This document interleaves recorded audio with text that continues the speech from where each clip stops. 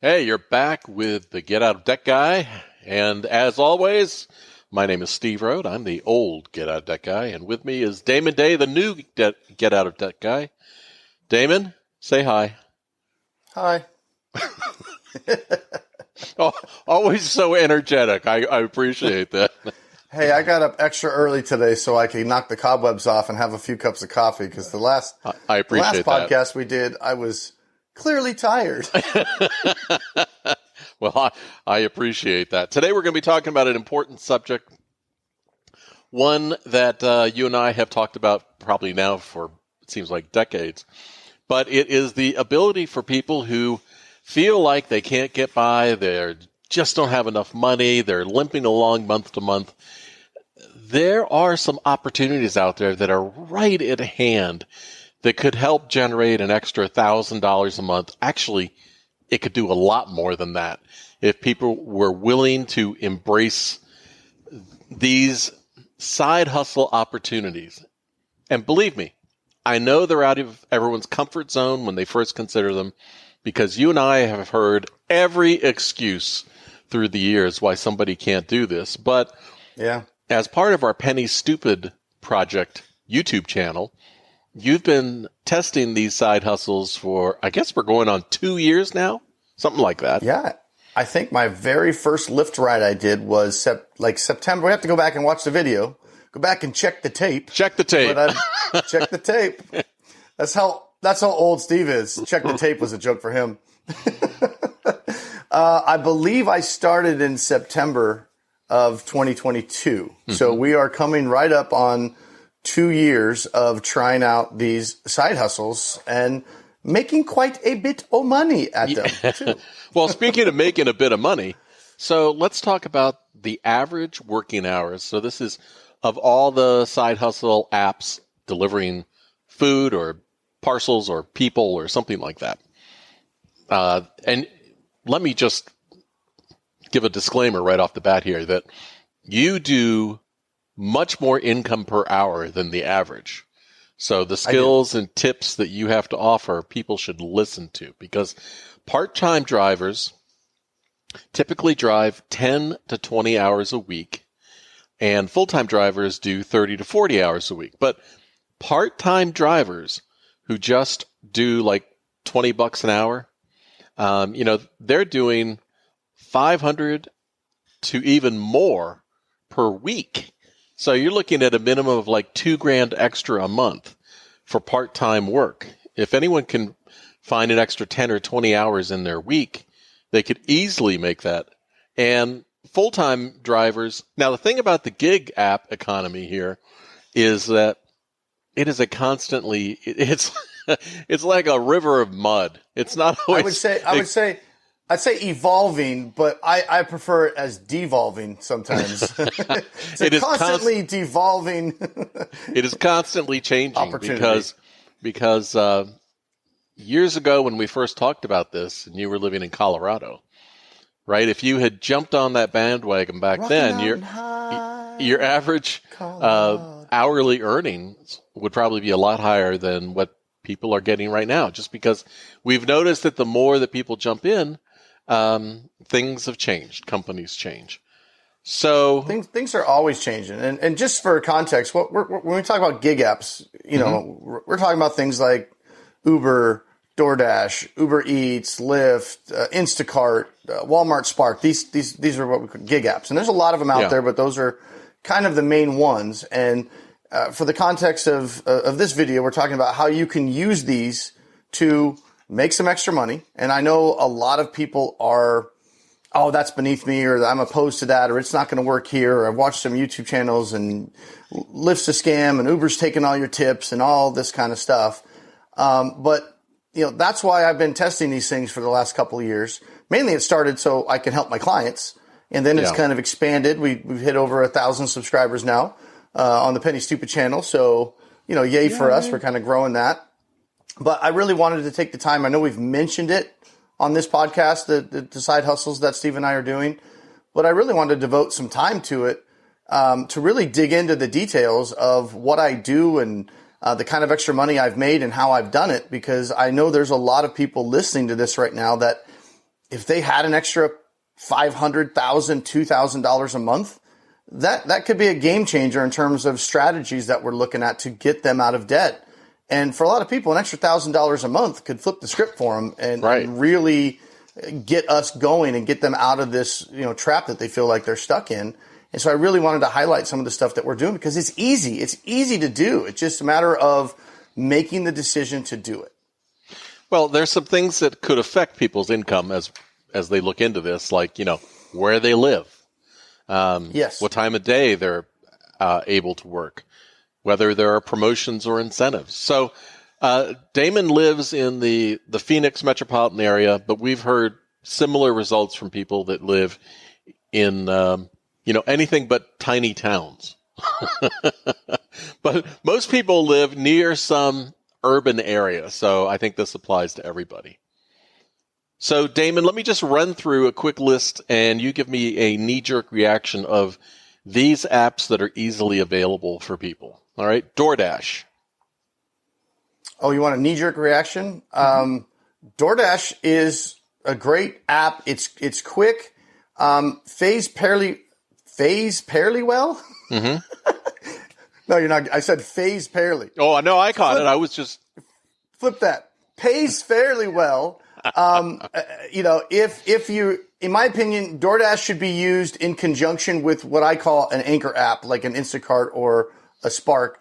There are a lot of people that just do DoorDash. Mm-hmm. That's fine. I don't think I know you won't make as much money if you just do one app, but I like DoorDash. DoorDash is a good app if used correctly. Uber Eats. A lot of these knee-jerk reactions are going to be the same. just like DoorDash, Uber Eats throws you a lot more crappy orders, so you have to be more selective. But they also can throw you some banger orders if you're driving at the right time and you're in the right situation. So Uber Eats is a great, easy app as well. Uber Eats is not separate from Uber. You just sign up for Uber, but you don't have to drive people if you don't want to. You can just check that, that box can be checked off or not do it, and you just can deliver food if you only want to talk to burritos and not actual people. Well, I like, if you want to deliver food and you don't want to interact with people, you can just interact with somebody for 30 seconds. Like, here's your burrito. Thank you. Yeah. That's it. Well, I did a McDonald's Uber Eats last night. It was just a close one right by my house. I was already out, and it was late at night, and I pulled in and I'm so-and-so, Uber Eats, okay, pull to the window because it was later at night. So the dining room was closed. You have to go to the drive-thru. And I just had a little sweet tooth. And I was like, oh, by the way, I'd like to get ice cream. No, I said, is your ice cream machine working? When you're at McDonald's, I always qualify it now before I ask. And he said, yeah. I said, oh, I'd like to get a cone.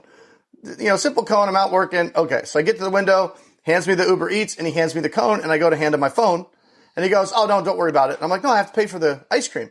He goes, oh, no, it's free ice cream for DoorDashers. Oh. And I was like, McDonald's gives free ice cream to DoorDashers?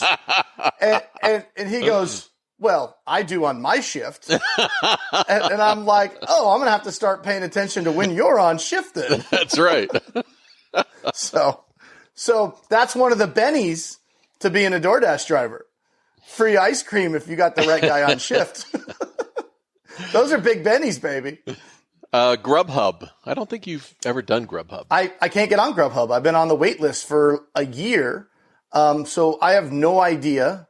But I know from the videos I've seen, the guys that I follow, and I follow quite a bit of them, they seem to use Grubhub as just like a secondary, it's on in the background. Maybe once in a while I'll get thrown an order. Okay. But it doesn't seem like a main app for people. I could be wrong, but I've never tried it. Instacart. I used to think Instacart was horrible until I actually tried it and got good at it. I remember you saying there's no way in the world I'm ever going to do a grocery delivery. Well, yeah, and the first delivery we did, we just totally bombed. I made a bad decision because I didn't know it was only paying like $30, and it was, I don't know, like 80 items or some stupid, ridiculous amount of items. And my wife even went to help me. The one and only time my wife went and helped me because she was like, I'm done. I'm not doing this crap anymore. This is stupid. It took us like 3 hours because we didn't know what we were doing. Yeah. And it was a bad choice. So it's not Instacart's fault that I basically made $10 an hour, my first one. And I said, this sucks. This is stupid. But I stuck with it. And that's important, that don't just try one shift on a gig app, go out and DoorDash one time and make $20 in 3 hours and go, this sucks. This is horrible. Can't make any. But that's what so many people do, is they just give up right away. And it's like, well, wait a minute. Maybe you drove at the wrong time of the year. Maybe it was the wrong time of the day. Maybe this town, DoorDash is not anywhere near as popular as Uber Eats. So what I always tell people is you got to try all of them, and you got to try them for a while. And that's the important thing whenever anybody starts anything new. And it applies to this.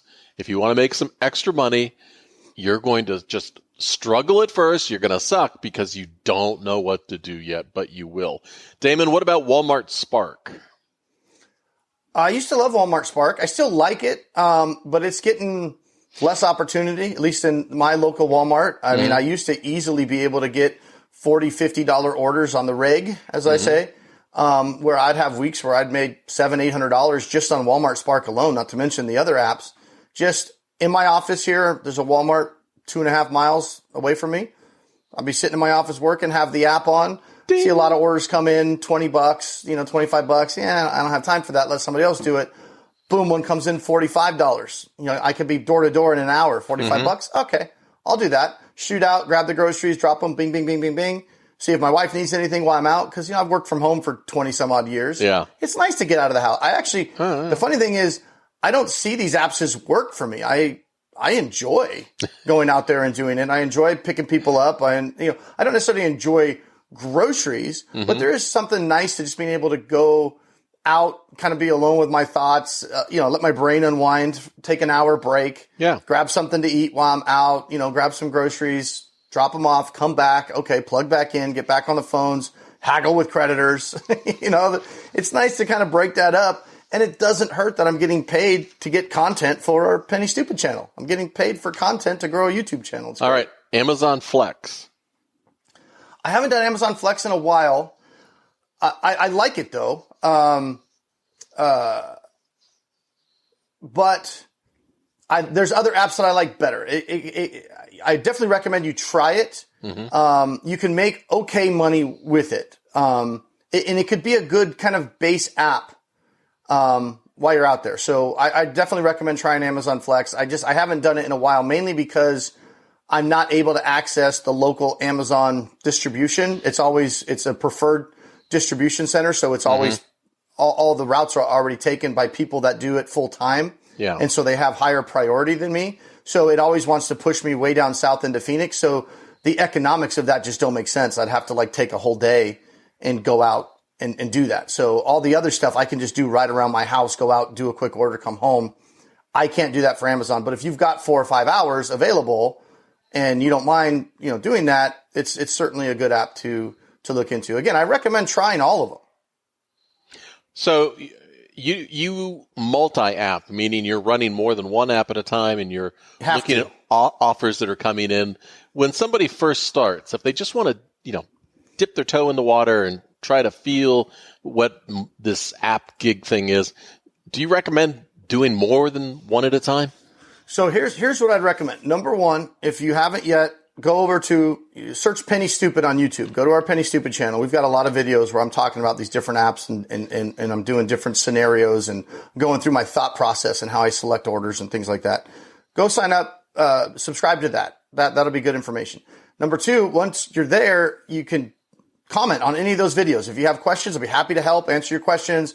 I'm thinking about trying DoorDash. I'm thinking about trying Walmart. What do you think about this? What do you think? Whatever it is. I mean, I've got a lot of experience doing this stuff. That's why I did it. Especially if you're like, hey, I'm about to sign up for DoorDash or Walmart Spark. Do you have a referral code? I had somebody ask me that the other day, and I was like, why? Oh, yeah, in our comments. Yes, I do. That was the first one. Yeah, so I sent it to them.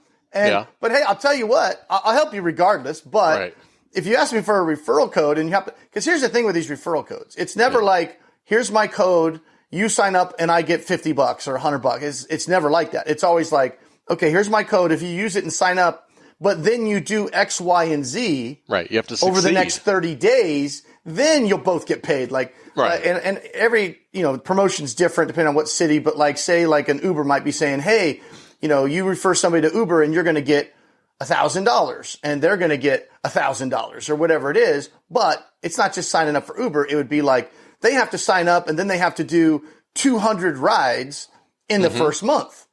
Most people aren't going to do that. 200 rides is a lot, right? When I did Lyft my first time, I had to do, the promotion was, I think it was a $3,500 guarantee. We'll have to go check the tape on that, but it was 2 years ago. But I think it was a $3,500 guarantee if I did 180 rides in the first 30 days, tips excluded. So the guarantee was Lyft guaranteed I would make at least $3,500, and then if I was short of that $3,500 from the Lyft pay directly, they'd make up the difference. Yeah. Well, I busted my butt. I knocked out those 180 rides in like 2 weeks, and I can't remember the exact numbers, but I feel like I was like $1,100 or $1,200 short within that 180 rides of that $3,500. So within the next day, I had an extra $1,100 or $1,200 bonus paid to me. So they made good on that. And that's the big reason why I made $6,500 gross that first month driving Lyft. And that's why I say you got to try stuff. Now, Lyft in 2022 is not the same as Lyft today. You're not going to sign up for Lyft today and go make $6,500. I mean, you might, but you probably have to work 80 hours a week to do that. I was doing it part-time in the evenings. But my point was that was not even in the realm of possibilities in my mind that you could go download an app, drive people around, and have $6,500. But wait, it gets even better, because one of the big features of these gig apps is that if you've got a bill that you got to pay, you got to come up with money now. You can't wait for payday. You get paid today. Yeah. You can deliver stuff today, get paid for it today, and it can be in your bank account. How fast? Instantly. Yeah. I could turn on my Instacart app, my Walmart. Well, you can, but you have to get paid on their card. But Instacart, DoorDash, Uber Eats, I could turn all three of those on right now. I could sit there. I could get a $40 order from Instacart. Mm-hmm. I could leave the office. I could go deliver it. And now say 10 of that was base pay and 30 of it was tip. Mm-hmm. As soon as I'm done and I drop it off, I can take the base pay immediately. I can take the $10 and for a 50-cent fee, have it transferred to my bank account. Mm-hmm. They make me wait, I believe it's 2 hours for the tip. Like you're not guaranteed the tip for at least 2 hours because they have time to. After 2 hours, I could take that whole $40 and have it sent to my bank account. So if you've got a bill that's due by the end of the day, you could literally, if you had to, turn on all your apps, start driving around, have $100, $200, $300 by the end of the day sitting in your bank account. I mean, that's what's great about these apps. They're so flexible. But let's go back real quick before I forget, because I think it's a very important question. Okay. Yes, go to our Penny Stupid channel. But if you're brand new, do I recommend signing up for 5 apps and trying to juggle all 5 at once? Absolutely not. You start with one app at a time and learn that app. Spend a week or two learning that app. Like I would start, the easier ones would be DoorDash and Uber Eats. Those are super simple, super easy. Go to Taco Bell, grab a burrito, drive it here. Mm-hmm. That's easy stuff. But you also then eventually want to get into Spark, which will probably be a waiting list. And then Instacart has, like Steve said earlier, has become one of my favorite apps just in terms of how easy it is. And what I like about it is the dollar per offer that you can get. Instead of slinging burritos at $5, $6, $7 on Uber Eats, and you know, there are better orders that you can take, but now we're talking about $20 orders, $30 orders, $40 orders that you can get. And on average, you're putting a lot less miles, which means a lot less expense on your vehicle. You're paying for a lot less gas, making $40 on an Instacart delivery versus trying to make $40 on DoorDash. You might have to do 5, 6, 7 deliveries on DoorDash to get $40, and you might be driving, 20, 30 miles to do that, or 40 if you're really taking bad orders, but you can get a $40 order on Instacart on a 2-mile delivery because you're getting paid for the time in the store shopping for the items, and maybe you're only driving your car 2 miles. So most of that, your car's sitting in the parking lot, not racking up expenses. So I like Instacart a lot, especially if you live in a place like Phoenix that's hot. Get to go into the store, stroll around in the air conditioning for a half an hour. It's, most of these stores now have Starbucks inside. You grab your coffee. For a lot of people, it's not a bad gig, as they say. All right. We've talked about the income opportunities, how easy it is to get started, how you don't have to be afraid of doing this, how to start easily. But I have a list here of 10 common excuses that I've heard over the years. You have 2. So let's talk about them. People usually call them reasons, but they're excuses. All right. Excuse number 1. I don't have enough time. Well, the great thing about these, I don't have time. I've got, my consulting business that I'm doing. But what I love about it is you can work these things into your day, no matter what your day is. You can go in the evenings. You can go early in the morning. You can go the afternoon. There's no boss. You're not working for a company. Like I said, most of the time when I go out, it's because I'm out doing an errand anyway. Kathy will ask me to go grab Walmart groceries or go grab dinner. One of the things that I like to do just because I'm addicted to this stuff. Yeah. I like to challenge myself. I like a good challenge. And so, oh, hey, can you go pick up pizza for dinner or whatever? What I like to do, how much was that? Turn on all my apps. Can I make anywhere near as much as that pizza is going to cost me? Right? And I know it's kind of stupid, but it's just, I like to do that. It makes me feel kind of good. Like, hey, I just got to, even if it's not all of it, I just did a couple quick orders while I was out and that paid for the family's dinner tonight. Right? It just kind of makes you feel like, hey, we got a free dinner out of the DoorDash or whatever. Or I was going to go pick up our pizza. I dropped off a couple other pizzas for some other people that night and I made $20. Granted, yeah, we spent 60 because we eat like idiots, but at least it got $20 towards that 60. So these things are so easy to fit into whatever kind of busy schedule you have. Let's say you're working all day. You get off work. It's 5 o'clock. Hey, that's the dinner rush. Maybe you have an hour or two on the way home instead of just driving straight home. You turn on your apps, make a couple deliveries on the way home. On your way home. Yeah. Especially if you have a long commute. Try to find some deliveries. You can pick and choose. You don't, an offer comes in, you don't have to take it. If it's going the wrong way, you don't take it. But you might find one that's like, oh, the pickup is right by my work and it's going 10 miles towards my house. I might as well grab it. I'm driving that way anyway.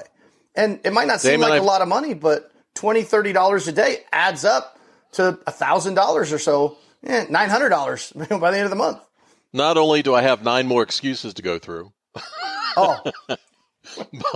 but also I've been remiss in not letting people know that if you're having any sort of financial struggles, you're worried about debt, you need to get out of debt, you're looking for a solution on how to move forward better financially, you can always reach Damon at damonday.com, DamonDay.com. All right, excuse number 2. Doing this gig app stuff, this side hustle stuff, just is not worth it financially. I'm not going to waste my time. Well, that could be true, or it might not, but you won't know until you try. If you listen to a lot of these guys on YouTube, you would think it's not worth it. But a lot of it depends on where you live, and almost just as important, if not more important, are the decisions you make. I know a lot of people don't want to own up to the fact that maybe their own decisions is what got them the result that they have. Mm-hmm. As Steve mentioned early in the call, I tend to make a lot more per hour than most gig workers do. Now, I know some of that is a product of where I'm at. I've got better orders. Yeah, but you've gotten better at it. Over the last 2 years, I've learned, and I've got little systems that I use now for me in my area, quick little notes of, is this going to be worth it or not? So you take bad orders, you'll make bad money. All right, I'm worried about the wear and tear on my car. Who cares about the wear and tear on your car as long as you're taking good orders? If you take bad orders, then you have wear and tear on your car that you cannot afford to fix or replace because you're taking orders that are not profitable. Yeah. Take orders as long as you learn, as long as you account for the expense, the car is just a tool. As long as you're using it to make enough money where there's enough profit, where you can expense that and buy a new car when that gets done, who cares, right? So I talk about that on the Penny Stupid channel about it doesn't matter that you're going to expense the car, that you're going to wear and tear your car, as long as you're not doing that to take $3, $4 orders, and then all you're doing is running your car into the ground for nothing. I don't know the area well enough, so I don't know how I'm going to get there. When I first started doing Lyft, I just moved here. Yeah. To Arizona, and I was driving in areas that I'd never been to before. You know how I learned the area? By driving Lyft. And you know what? They paid me $6,500 to learn my area. The app tells you where to go. There you go. Yep. You don't have to know your area. You don't have to know. Steve, I was doing orders in Mammoth, California when we were on vacation last month, right? Yeah. I've gone to Vegas and done some DoorDash to try it out. I didn't know the freaking area. I was just there for a baseball tournament for that weekend. Flipped on my apps and tried it out. That's all you need to do. I'm concerned about my safety. That's a valid concern. It depends on your area. If you're in an area where, you got, concerns, then, maybe you don't do Lyft or Uber where you have people in your car if you feel like that's an issue. Or, you know what, during the day, my area is fine, but at night it's a little sketchy. Right. That's going to be a personal. Yeah, that's going to be a personal decision. Or maybe it's like, you know what, I'm okay doing grocery shopping for somebody, but I don't want somebody in my car. That's fine too. Just stick with the food apps or the grocery apps and only do it, during the day if you feel, better at that. But and don't go deliver in neighborhoods you don't want to go in. Yeah. I mean, as you learn the areas, you'll know, like when I learned real quick when I was driving Lyft that, okay, there's some areas of Phoenix that I'm not going to go to anymore. And then I decline. You're an independent contractor. You don't work for these apps. So if they say, hey, I need you to go here and pick up this person here and drop them off there, and you go, no, that's okay. I'm good. I pass. Yeah. Here's another excuse. Number 6, I don't like dealing with people. Oh, and the only thing real quick, also in all these apps, if you ever feel unsafe, you could be I'm going to go deliver this food. You can go into some apartment complex, whatever. Let's say you don't feel safe. You can just not deliver it. And you can just tell them, I don't feel safe. They don't mess around with that. If you just tell them you don't feel safe, they'll be like, no big deal. Don't worry about it. Even if you already have the food, you're just like, no. So safety is critical. You don't have to feel like you're putting yourself in danger if there's a situation you don't like. So sorry about that. I wanted to add to that. Let's, all right. Next question. I don't like dealing with people. Well, that's valid. But, deliver burritos. Well, and again, guys, we're not saying everybody that has debt should be doing these gig apps. These gig apps are not right for everybody. The point is, this is just an opportunity for somebody that can see an opportunity here. Maybe you absolutely hate the idea of all this stuff. That's fine. But then you have to find something else that you can make some extra money at. This is just one option. But if everything about any of this stuff just makes you want to vomit in the morning, then maybe this is not right for you. No, that's okay. Continue the struggle. I understand. Excuse number 7. I'm not sure I'll be good at it. I wasn't sure I'd be good at it either, although I was pretty sure. You got to try it. You got to try it. I mean, what's the worst case scenario? You don't make as much as you want. But, like with Steve's example of me with Instacart, it went from the app that I would never try because I suck at shopping. It's a waste of time, waste of money, to my go-to app, especially here in Phoenix in the summertime. Lyft and Uber are dead. There's no rides, but there's grocery delivery. Oh, and that was a point I wanted to bring up real quick too. Yeah. That the timing. I started right when we started this experiment in September, into October. That's the prime time of Lyft and Uber out here in Phoenix. It's cooled down. Everybody's coming back. All the events and corporate stuff, golf tournaments, everything. I was killing it. Imagine if we started this experiment in August, June, yeah. And I wouldn't have known any different. I didn't know anything about any of this stuff. And it would have been dead. What would my perception of this stuff have been? My immediate perception would have been, this sucks. I can't make any money. There's no rides. It's not paying enough. It's a waste of time. All that. And had I done that and then just said, screw it, I'm quitting, I would have never got to, it did suck in June. But it was a lot better in October, November. Yeah, but you and did then other Super Bowl came into town in February with the Phoenix Open. I made $4,000 that week when the Super Bowl and the Phoenix Open was in town. Yeah. $4,000 just driving people around. I mean, so you got to learn your area. And the only way to do that is to do it. Right. All right. Excuse number 8. I don't want to work in bad weather. Let me answer this one. Don't work in bad weather. Okay. You don't have to. You can pick your hours and work when you want. If there's a huge storm coming and you don't want to do it, don't do it. Excuse number 9. Real quick, the pay is usually a lot better in bad weather, but it's up to you. It's up to you. Number 9, I don't want to commit to a schedule. Perfect. You don't have to. You don't have to. That's you the work, whole, work that's when the you whole want. point. Yeah. That's the whole point. No schedule. Excuse number 10, I don't like the idea of being an independent contractor. Okay, then find somebody to hire you and get a job. Yeah. I can't find anybody to hire me. Okay, do you like money? I mean, what do you want to tell you? You might be out of your comfort zone. I totally get it. But these are opportunities that you can click an app on your phone after you've registered and they will throw you offers for you to make money. And you can pick and choose what makes sense for you, and you can get paid today. So whatever part of that you don't like, the rest of it is just stuff that you need to just mentally get through. Yeah, and we'll help you through it. I mean, that's why we did this, because before that I was, have you tried Lyft? Have you tried Uber? Like I tell my clients, you might be able to make money. And now it's like, you know what? All these excuses, people don't want to do it. I want to see what it's really like. I want to go do it, right? And that's kind of so now I'm a better consultant for it, right? Because now I can say, hey, look, here's what happened when I tried Instacart. Here's what I found. Here's what happened with DoorDash and da-da-da-da and da-da-da-da. But now I work less than 15 hours a week. And again, just here and there, going out to do this, going out to do that. And I pretty consistently over the last few months have been making $2,000 a month, only working 15 hours a week. That's not a bad gig. So what do people that you talk to helping them with their financial problems, and you say, hey, have you ever considered making an extra $500 a week on your time when you want to work? What do they say? Almost everybody says, that's awesome. I'm going to try that. I'm going to do it. That's perfect. And most people don't. Right. So don't let your fear hold you back from, these particular opportunities. I remember before Damon started doing Instacart that he would tell me all the time, there's no way I'm doing shopping. There's no way I'm doing shopping. And my response all the time was, dude, just try it. And then I tried it and I was like, see, Steve, it sucks. I made $30 in 3 hours. Sucks, man. Sucks. You need to do it better.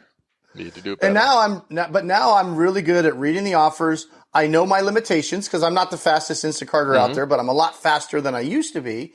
So now I have formulas that I've developed as I've been doing it, so I can quickly look at an offer and know pretty damn accurately how long that's going to take me start to finish. And then I can see if the amount it's paying is worth my time. I have a dollar limit that I like to make it worth my time. Everybody's going to have a different amount. Maybe for you in your area, you're more than happy with $20 an hour if that's what you can make. For me, I'm not going to do that. But if it's 40, okay, I'm willing to do it for $40 an hour and get some extra content for the channel. But the thing is, you got to figure that out. You're not going to be able to go into this from the beginning knowing exactly what you can do and what the offers are going to be and how fast you're going to be at it. You just have to kind of push through it and learn as you go. And the nice thing is you can get paid to learn how to do it. Yeah. All right. Help make ends meet on your schedule. Make what you want to make. Try it for a while. If you don't like doing it, you don't like the extra money, just say no. If you don't feel safe, like Damon said, there's opportunities right in the app to say, I am not going to do this. I'm not going to deliver this. You almost remember that Walmart one I had way back early on Lyft? That was like the first month, and we were down in this south area of Phoenix, and it sent me down there. It was like 2 a.m.